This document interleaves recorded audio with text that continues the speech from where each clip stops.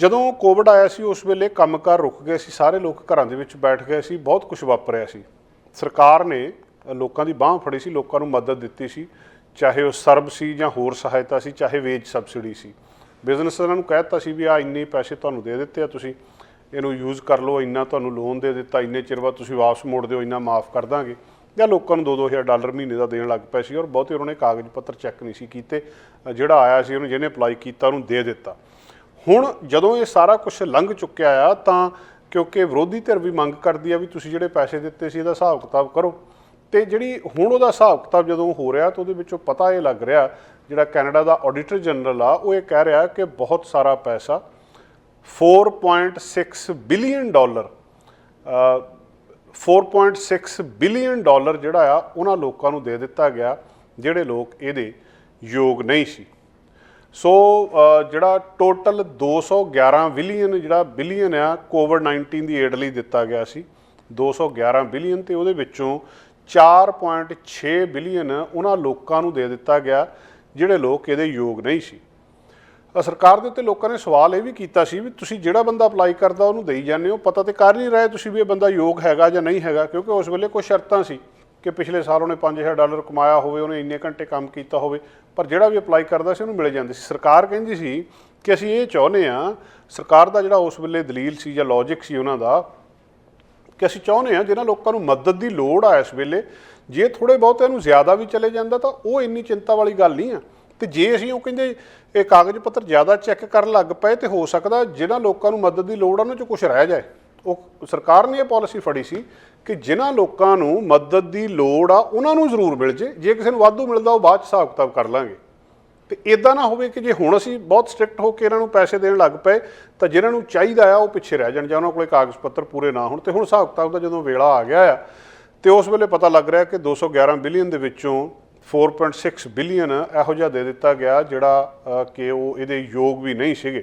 हुण जिहड़ा ये सारा ऑडिट किया गया हाउस ऑफ कॉमन्स दे विच अज उत्थे रखिया गया आ, जिहड़ी कैनेडा रेवन्यू एजेंसी ते एंप्लॉयमेंट ते सोशल डिवेलपमेंट कैनेडा आ, वो दस रहे आ कि असीं इहदे विच इत्थे इत्थे इन्हां थावां दे उत्ते पिछे आ। और ये भी दसते हैं कि बेनीफिट जिहड़े जिद्दां कैनेडा एमरजेंसी रिस्पॉन्स बेनीफिट सीगा, सर्ब सीगा जां वेज सबसिडी सीगी 2020 दे विच फाइनैंशियल असिस्टेंस लोगों को देनी सी, उहदे लई तेज़ की गई सी कि ताकि जिहड़ा भी कोई हो जा हैगा किसी कोल उन्हां दे कोल ये जिन्नी जल्दी हो सकती है मनी उन्हां दे कोल पहुँच जाए। तो हुण जिहड़ा ये फाइनैंशियल एड सीगी हुण रुक चुकी है, ये सारी बंद हो गई है। तो हुण जिन्हां ने ये एड दित्ती सी उन्हां दी जिहड़ी पुछ पड़ताल दे विचों ये डाटा सामने आ रहा और जिहड़े बिलियनस ऑफ डॉलर्स ने इन्हां दे विचों ओवर पेमेंट एस्टीमेट किया गया आ कि जिहड़ा 4.6 बिलियन तो कहिंदे सीधा आ जिहड़ा चले गया गलत बंदियां नूं, पर उहदे नाल इन्हां ने यह भी कहा कि $27.4 बिलियन वो आ जिहनूं इन्वेस्टिगेट किया जाना चाहिए भी इहदे बारे शक आ सानूं भी जिहदे विच बहुत सारी सानूं संभावना है कि भी इनएलिजिबिलिटी आ जिहड़ी इहदे विच हैगी आ, जिहदे च $15.5 बिलियन जिहड़ा आ वो वेज सबसिडी के थ्रू गया आ, क्योंकि कुछ पैसा सीधा $2-2000 दिता सी, कुछ पैसा जिहड़े बिजनेसिस दे सीगे जिहड़ा इंपलॉयर सीगे उन्हां नूं दिता सी कि तुसीं मुलाजमां नूं तनख्वाह देनी है, तुहानूं आ इस तरीके दे नाल दे दिता गया। हुण 27.4 बिलियन वो कहिंदे सानूं शक है, तो ये 27.4 दे विचों 15.5 जिहड़ा वो वेज सबसिडी के थ्रू गया आ। और दूजा जिहड़ा 4.6 बिलियन ओवर पेमेंट हुई आ जिहड़े अयोग बंदियां नूं, उहदे चों भी ये पता लग्या कि जिहड़ा $3.1 बिलियन आ वो जिहड़ा 20 लाख बंदे नूं दे दिता गया जिहड़ा दोहरा फायदा लै गया कि वो एक पासे तो लमसम EI भी लई जांदा सी। मान लो किसी ने जिहड़ा इंपलॉयमेंट इंश्योरेंस वो सीगा वो किसी पासे उहनूं मिलिया सी, उहदे पहलां घंटे पूरे सी, एक पासे वो लई गया तो दूजे पासे वो ये लई गया, जिन्हां दे विच्चों 1.5 बिलियन आ वो 7,10,000 इहो जिहे बंदे नूं चले गया जिन्हां ने एक तो लैके ज़्यादा बेनीफिट लए आ उस पीरीयड दे विच, जदों कि उन्होंने क्लीयर लिखिया सी कि तुसीं एक बेनीफिट ही लै सकदे आ। सो हुण ये किद्दां रीपेमेंट जिहड़ी सारी कलैक्ट की जानी है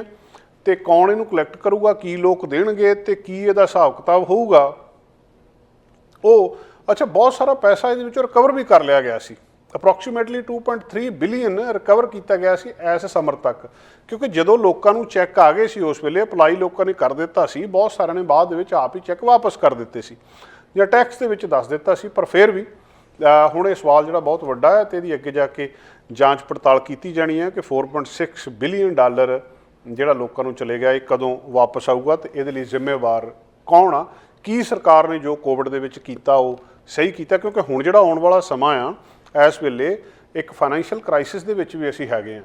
ਜਿਹੜਾ ਮਹਿੰਗਾਈ ਵੱਧਦੀ ਆ ਤੇ ਸਵਾਲ ਸਾਰੇ ਹੀ ਪਿੱਛੇ ਨੂੰ ਉੱਠ ਰਹੇ ਆ ਵੀ ਇਹ ਜਿਹੜੀ ਸਰਕਾਰ ਆ ਇਹਨੇ ਕੀ ਕੀਤਾ ਉਸ ਵੇਲੇ। ਖੁੱਲ੍ਹੇ ਜਿਹੜੇ ਪੈਸੇ ਤਾਂ ਨਹੀਂ ਵੰਡ ਦਿੱਤੇ ਲੋਕਾਂ ਨੂੰ, ਜਾਂ ਉਹ ਜਿਹੜੀ ਇਲੈਕਸ਼ਨ ਹੋਈ ਹੈ ਵਿੱਚ ਵਿਚਾਲੇ ਕਿਤੇ ਇੱਦਾਂ ਤਾਂ ਨਹੀਂ ਸੀ ਵੀ ਉਹ ਇਲੈਕਸ਼ਨ ਕਰਾਉਣੀ ਸੀ ਤੇ ਉਹ ਤੋਂ ਪਹਿਲਾਂ ਤਾਂ ਲੋਕਾਂ ਨੂੰ ਖੁੱਲ੍ਹਾ ਪੈਸਾ ਦੇ ਦਿੱਤਾ ਤਾਂ ਕਿ ਅਸੀਂ ਵੋਟਾਂ ਦੇ ਵਿੱਚ ਜਿੱਤ ਜਾਈਏ। ਤੇ ਹੁਣ ਜੇ ਇਸ ਗੱਲ ਦੀ ਸੰਭਾਵਨਾ ਲੱਗਦੀ ਹੈ ਤੇ ਵਿਰੋਧੀ ਪਾਰਟੀਆਂ ਸਵਾਲ ਕਰ ਰਹੀਆਂ, ਇਹ ਹੋਰ ਵੀ ਜ਼ਿਆਦਾ ਇਹਦੇ 'ਤੇ ਸਖਤੀ ਹੋਊਗੀ ਔਰ ਬਹੁਤ ਜ਼ਿਆਦਾ ਬਰੀਕੀ ਦੇ ਨਾਲ ਹੁਣ ਦੇਖਿਆ ਜਾਊਗਾ ਕਿ ਕਿੰਨੇ ਪੈਸੇ ਕਿੱਧਰਲੇ ਪਾਸੇ ਗਏ ਆ ਤੇ ਇਹਦੇ ਲਈ ਜ਼ਿੰਮੇਵਾਰ ਕੌਣ। ਸਾਡਾ ਹਰ ਇੱਕ ਪ੍ਰੋਗਰਾਮ ਦੇਖਣ ਤੇ ਸਾਡੇ ਨਾਲ ਜੁੜਨ ਲਈ ਸਬਸਕ੍ਰਾਈਬ ਕਰੋ ਚੈਨਲ ਪੰਜਾਬੀ ਤੇ ਨੋਟੀਫਿਕੇਸ਼ਨ ਲਈ ਬੈਲ ਆਈਕਨ ਵਾਲੇ ਬਟਨ ਤੇ ਕਲਿੱਕ ਕਰੋ।